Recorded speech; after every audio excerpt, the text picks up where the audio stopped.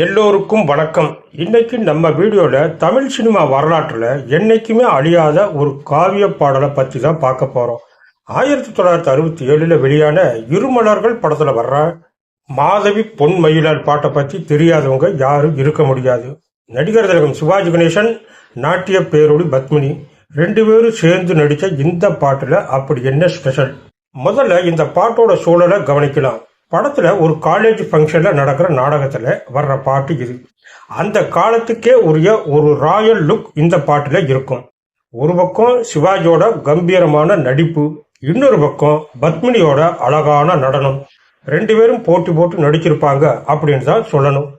இந்த பாட்டோட உயிரே இதோட இசைதான். மெல்லிசை மன்னர் MS விஸ்வநாதன் அவர்கள் கரகரப்பிரியா ராகத்துல இந்த பாட்டை அமைச்சிருப்பார். கர்நாடக இசை ராகமா இருந்தாலும் கேட்கறதுக்கு ரொம்ப துள்ளலா இருக்கும். அதுவும் TM சௌந்தரராஜனோட அந்த கணீர்ங்கிற குரல், மாதவி பொன்மயிலால் அப்படின்னு அவர் இழுக்கிறப்ப வர்ற அந்த வைப் இன்னைக்கும் வேற லெவல். அடுத்ததா கவிஞர் வாலி. மாதவி பொன்மயிலால் தோகை விரித்தால் வண்ண மையிட்ட கண்மலர்ந்து தூது விடுத்தாள். எவ்வளவு அழகான தமிழ் பாருங்க. சிலப்பதிகார மாதவிய ஒரு குறியீடா வச்சு நாயகியோட அழகை மயிலுக்கும் மேகத்துக்கும் ஒப்பிட்டு ரொம்ப அற்புதமா எழுதியிருப்பார். ஒவ்வொரு வரியும் ஒரு கவிதை. இந்த பாட்டுல சிவாஜியோட எக்ஸ்பிரஷன்ஸ் கவனிச்சீங்கன்னா தெரியும். அவர் ஒரு பக்கம் பாடிக்கிட்டே தன்னோட நடிப்பு உணர்ச்சி பாவங்களை அவரோட முகத்துல அப்படியே காட்டுவார். அதுவும் அந்த அரசவை செட்டிங்ல அவர் நடந்து வர்ற ஸ்டைலே தனி. AC திருலோகச்சந்தரோட இயக்கத்துல இந்த பாட்டை ரொம்ப ரிச்சா படமாக்கி இருப்பாங்க. கருப்பு வெள்ளை படமா இருந்தாலும் இப்ப பார்த்தாலும் ஒரு பிரம்மாண்டம் தெரியும். இருமலர்கள் படத்துல வர்ற இந்த மாதவி பொன்மயிலால் தோகை விரித்தால் பாட்டு, இது வெறும் வார்த்தைகளை கோர்த்த வரிகள் மட்டும் கிடையாது. இது ஒரு வர்ணனை காவியம். கவிஞர் வாலியோட கற்பனை தேரில ஏறி மெல்லிசை மன்னர் MS விஸ்வநாதனோட இசையில நனைஞ்சு நடிகர் திலகம் சிவாஜி கணேசன், நாட்டிய பேரொளி பத்மினி இவங்களோட அசாத்தியமான கலைத்திறன்ல உருவான ஒரு நந்தவனம் தான் இந்த பாட்டு. இந்த பாட்டுல வர்ற ஒவ்வொரு வரிக்கும் உண்டான விளக்கங்களை, வர்ணனைகளை கவிஞர் வாலி எப்படி எழுதியிருக்கிறார் அப்படிங்கிறத நாம விரிவா பார்க்கலாம். இந்த பாட்டோட ஆரம்பமே நம்மள ஒரு ரம்மியமான பூந்தோட்டத்துக்குள்ள கூட்டிட்டு போற மாதிரி இருக்கும். மாதவி அப்படின்னா வசந்த காலத்துல பூக்கக்கூடிய ஒரு நல்ல வாசனை இருக்கிற ஒரு மலர்கொடி. மாதவி பொன்மயிலால் தோகை விரித்தால் வண்ண மையிட்ட கண்மலர்ந்து தூது விடுத்தாள்.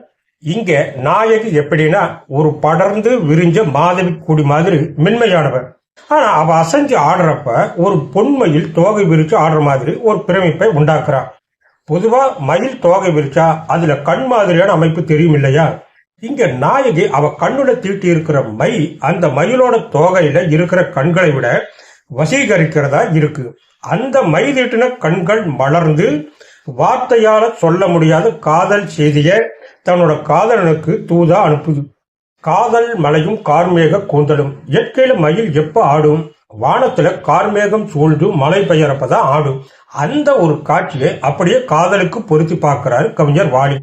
காதல் மலை ஒழியும் கார்முகிலாய் இவள் காதலன் நான் இருக்க பேரெழிலாய்.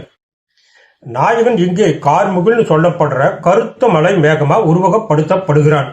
ஒரு மேகத்தை பார்த்தா மயில் எப்படி உற்சாகத்துல ஆடுமோ அதே மாதிரி தன்னோட காதலன் பக்கத்துல இருக்கிறத பார்த்துட்டு நாயகி பேரெழிலோட நடனம் ஆடுறான். அந்த மேகத்துல இருந்து விழறது வெறும் தண்ணி மட்டும் இல்லை, அது ஒரு காதல் மலை.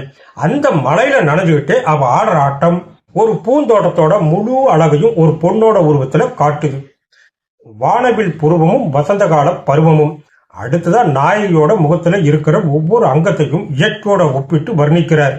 வானில் விழும் வில் போல் புருவம் கொண்டாள், இளம் வயதுடையால் இனிய பருவம் கொண்டாள்.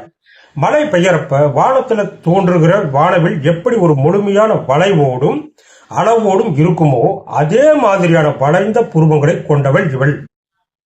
ஒரு செடி எப்ப பூத்து குலுங்கும், அதுக்குன்னு ஒரு வசந்த காலம் வர்றப்பதானே.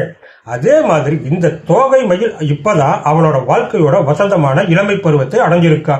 அந்த பருவம் அவ அழகை இன்னும் மெருகேற்றுது. பிறை நிலவும் மேக குளரும். பெண்ணோட முகத்தை நிலவுக்கு ஒப்பிடுவது காலங்காலமா இருக்கிற கவிதை மரபுதான். ஆனா இங்க வாலி இன்னும் நுணுக்கமா ஒரு விஷயத்தை சொல்றாரு. கூணல் பிறை நெற்றியில் குழலாட, கொஞ்சம் குளிர் முகத்தில் நிலவின் நிழலாட. அவளோட நெற்றி எப்படின்னா வானத்துல தோன்றுகிற அந்த அழகான மூன்றாம் பிறை, கூணல் பிறை மாதிரி. வளைஞ்சு இருக்கு.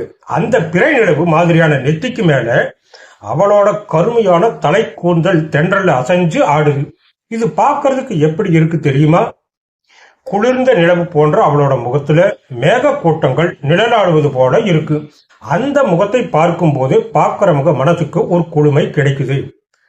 மானின் விழியும் மடை திறந்த ஆசைகளும் வர்ணனையோட உச்சகட்டமா அவளோட விழிகளை பத்தி சொல்றாரு கவிஞர். கலைமானின் இனம் கொடுத்த விழியாட அந்த விழி வழி ஆசைகள் வழிந்தோட உலகத்திலேயே அழகான கண்கள் மானுக்கு தான் இருக்குன்னு சொல்லுவாங்க. இங்க நாயகியோட கண்கள் எப்படின்னா காட்டுல துள்ளி திரியிற கலைமான்கள் எல்லாம் ஒன்னா சேர்ந்து அவளுக்கு பரிசா கொடுத்தது போல இருக்கு. அந்த துடிப்பான விழிகள் சும்மா இருக்கிறது இல்லை, அது அசைஞ்சு ஆடுறப்ப அவளோட உள்ளத்துல பொங்கி ததும்பிட்டு இருக்கிற காதல் ஆசைகள் அப்படியே மடை திறந்த வெள்ளம் மாதிரி வெளியில வருது. ஸ்வரங்களின் ஜாலமும் பூந்தோட்டத்தின் ரீங்காரமும் பாட்டோட கடைசி பகுதியில வர்ற சரி கம பதனி அப்புறம் அந்த ஜதி தகிட தகிட வரிகள் வார்த்தையால சொல்ல முடியாத ஒரு உணர்வை தருது. அந்த ஸ்வரங்கள் ஒரு பூந்தோட்டத்துல ரீங்காரம் இடுகிற வண்டுகளோட சத்தம் மாதிரியும் பூக்கள் ஒன்னோட ஒண்ணு உரசிக்கிற மாதிரி மெல்லிய சத்தம் மாதிரியும் அமைஞ்சிருக்கு. பத்மினியோட காலில் இருக்கிற சலங்கை ஒலிக்கிற அந்த தாளமும் வாலியோட வர்ணனைகளும் சேர்ந்து அந்த பூந்தோட்டத்தையும் நம்ம கண்ணு முன்னாடி ஒரு சொர்க்கமா மாத்தி காட்டுது. இந்த பாட்டு வெறும் பெண்ணோட அங்க வர்ணனை மட்டும் கிடையாது, இது இயற்கையோட மேல இருக்கிற ஒரு காதலும் கூட. மலர்கொடி, மயில், மேகம், வானவில், பிறை, நிலவு, மான்னு மொத்த பூந்தோட்டத்தோட அழகையும் ஒரு பெண்ணுக்குள்ள அடக்கி அதை சிவாஜி கணேசனோட ரசனையான பார்வையிலையும் பத்மினியோட நளினமான நடனத்திலையும் வெளிப்படுத்தின விதம் ஒரு கலை அதிசயம்தான். இன்னைக்கு எத்தனையோ பாடல்கள் வரலாம், ஆனா இந்த மாதிரி ஒரு கிளாசிக் படைப்பு இனிமே உருவாகுமா அப்படிங்கிறது ரொம்ப சந்தேகம்தான்.